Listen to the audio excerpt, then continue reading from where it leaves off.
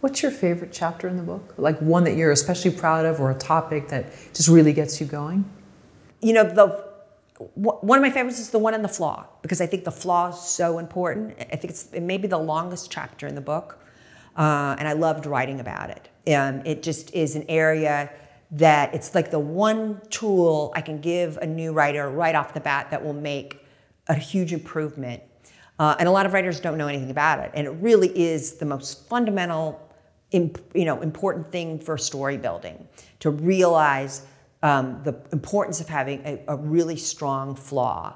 And it's a rookie mistake. Sometimes I see the characters, they didn't even know that their protagonist was supposed to have a flaw, right? We're not used to thinking about our heroes as having flaws. They're not flawed. Everybody else is the one that's screwed up. Yeah, but if everyone else is screwed up, then you're making your protagonist just a victim of these things happening, right?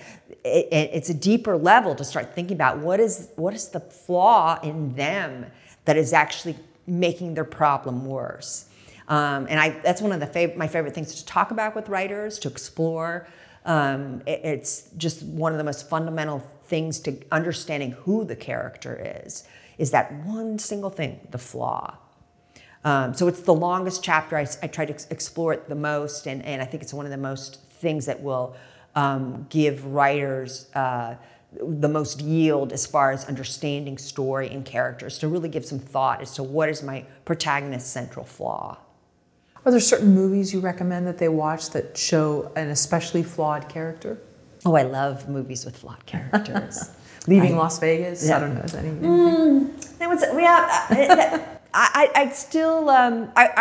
haven't nutshelled that movie, but I would argue that, right, so it would be a tragedy. I would argue that it didn't have a satisfying enough second act upturn, but I'd have to go back and look at it to see. I like movies that are more technically comedies, so structurally that means they have a happy ending, but they have really flawed characters, because I think it's really easy and not very interesting to have likable characters. But how much more delicious is it to have a really unlikable character, right? And then by the end, you get us cheering for them. That's really good writing. So I'll point out one movie that I love for that reason, is the movie The Verdict. It's a Paul Newman movie. Right. And this guy, you've heard of, he's a lawyer. You've heard of ambulance chasers? Oh, yes. This guy is a hearse chaser. Oh, wow. He crashes funerals under the pretense of having known the deceased. He just finds them in obituaries. He preys on these unsuspecting widows trying to get work. He's such a hardcore alcoholic that he can't pick up his morning shot with his donut without the shakes. He's got to lean over at one point to drink that. At one point, he punches a woman in the face. His character's unbelievably unlikable. But by the end of the movie, we're rooting for this guy. That's amazing screenwriting. That's amazing screenwriting, right? Right. You can get us to care about this guy. And we do, we really care. That's the depth of how great the screenwriting is, and how great the performance too is one of Paul Newman's greatest performances. So I love unlikable characters that you can get us to like by the end. That tells you something. Sure. So really flawed characters like that. Another interesting movie to me, a more recent example, is Flight.